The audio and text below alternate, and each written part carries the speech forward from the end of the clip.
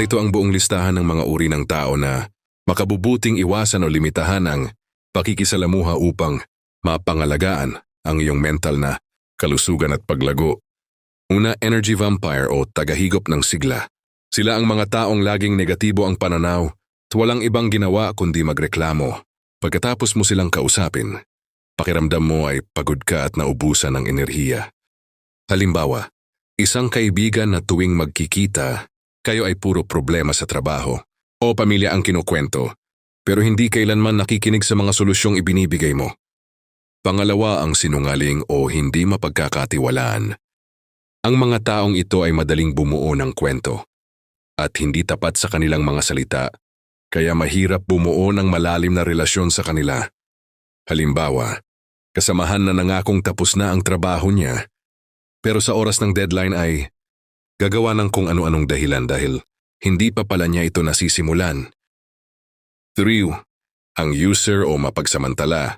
Nandyan lang sila kapag may kailangan silang pabor, pera o koneksyon sa iyo. Kapag ikaw naman ang nangangailangan, bigla silang naglalaho. Halimbawa, isang kakilala na hindi ka kinakamusta ng matagal na panahon, pero biglang magmemensahe dahil kailangan niyang mangutang o may hihilinging pabor. Pang-apat, mapanghusga at mapanira, gossip mongers. Sila ang mga taong mahilig sa chismis at paninira sa ibang tao. Tandaan kung kaya nilang siraan ang iba sa harap mo, kaya ka rin nilang siraan kapag nakatalikod ka. Halimbawa, isang kaibigan na tuwing kasama mo ay laging may dalang sikreto o masamang balita tungkol sa ibang tao sa inyong grupo. Panglima, ang inggitero o mapagkompetensya. Hindi sila tunay na masaya para sa iyong tagumpay. Pilit nilang hihigitan ang iyong kwento o kaya ay gagawa ng paraan para maliitin ang narating mo. Halimbawa, sinabi mong na-promote ka at sa halip na bumati, sasabihin niyang, okay lang yan. Ako nga mas malaki pa ang sahod kaysa diyan noong nakaraang taon pa. Ang manipulative o kontrolado. Ginagamit nila ang iyong emosyon tulad ng guilt trip para makuha ang gusto nila at kontrolin ang iyong mga desisyon.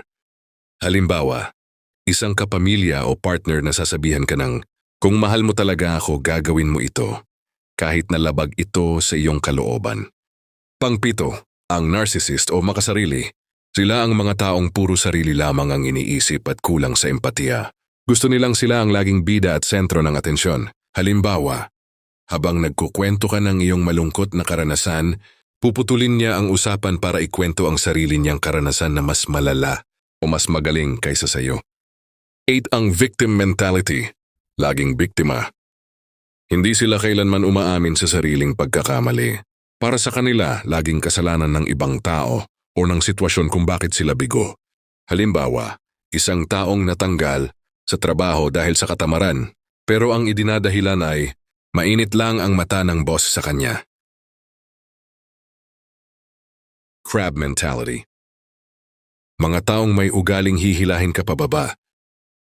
Kapag nakikita nilang nagtatagumpay, dahil sa inggit o sariling insecurities.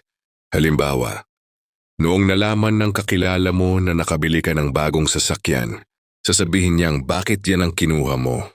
Madaling masira yan at mabilis maluma ang model.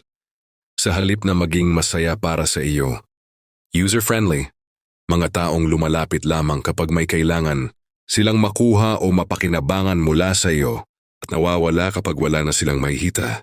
Halimbawa, isang kaibigan na biglang magpapadala ng mensahe pagkatapos ng ilang taon dahil nalaman niyang may kakilala kang HR sa kumpanyang gusto niyang pasukan pero hindi ka nare-replyan pagkatapos mo siyang matulungan. Constant critic. Ang mga taong laging nakatingin sa iyong mga kakulangan at hindi marunong magbigay ng tunay na pagkilala sa iyong mga nagawa. Habang nagluluto ka, sasabihin ng kasama mo na, masyadong maalat to. Dapat ganito ang ginawa mo? Kahit na ang totoo ay nagustuhan naman ng ibang kumain ng iyong luto. Gaslighter. Sila ang mga manipulatibong tao na pinapagduda ka sa sarili mong katinuan, memorya o nararamdaman upang makontrol ang sitwasyon. Halimbawa, kapag hinarap mo siya tungkol sa kanyang masakit na salita, sasabihin niyang masyado kang sensitibo. Hindi ko naman sinabi yun. Nag-iimbento ka na naman ng kwento. Compulsive liar. Mga taong tila hindi kayang magsabi ng totoo at madalas gumagawa ng kwento kahit walang mababaw o malalim na dahilan.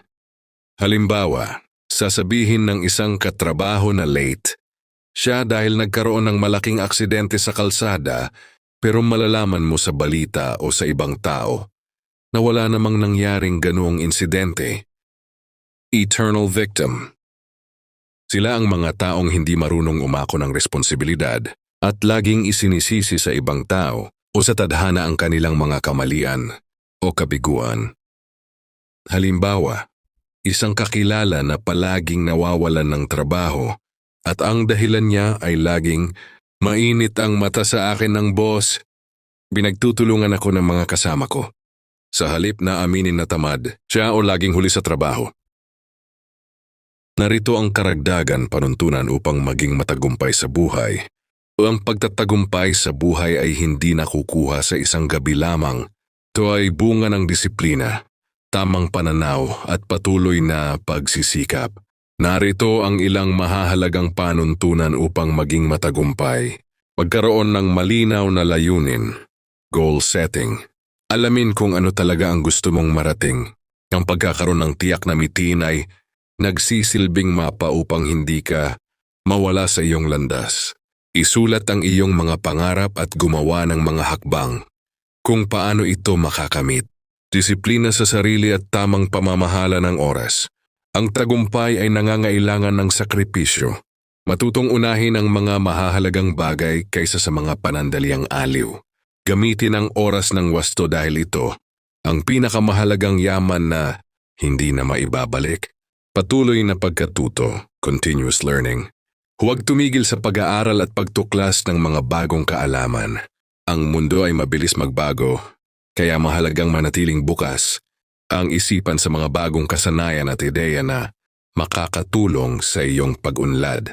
Pero, maging matatag sa kabila ng pagkabigo, resilience. Ang pagkakamali at pagkabigo ay bahagi ng pag-asenso.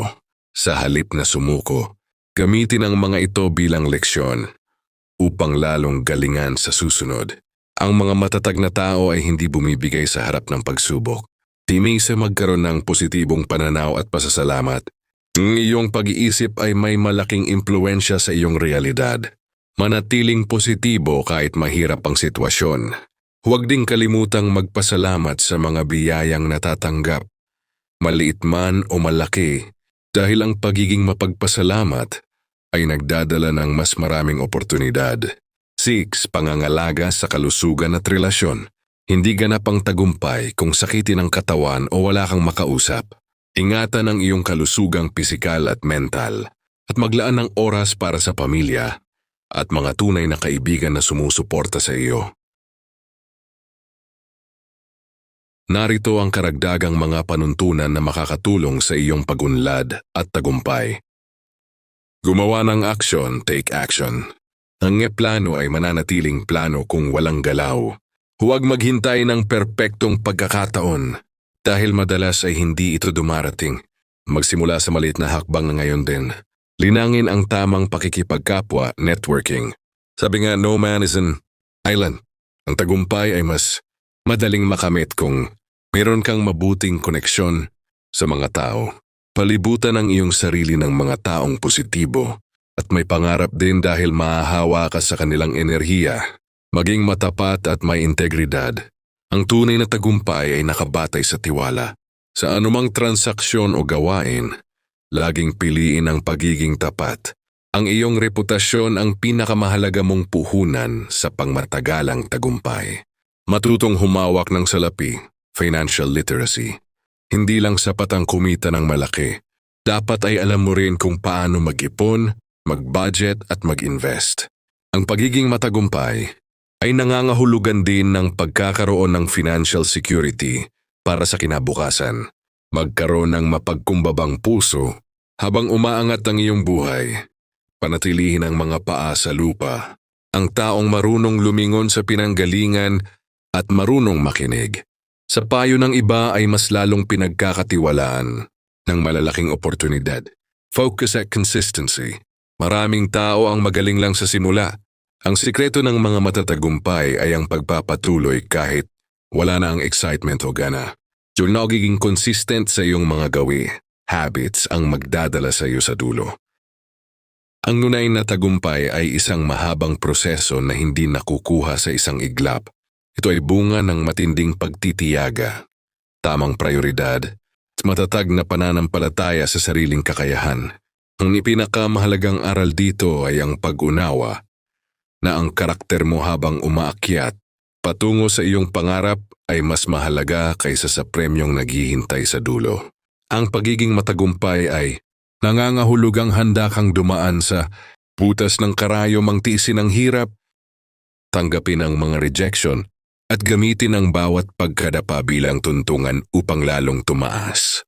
Kasabay ng pagangat ay ang responsibilidad na manatiling mapagkumbaba at lumingon sa pinanggalingan dahil ang tagumpay na hindi nakatutulong sa iba ay walang saysay. Huwag mong madaliin ang panahon. Ang bawat sakripisyo mo ngayon ay binubuo ang iyong bukas na puno ng kabuluhan at dangal.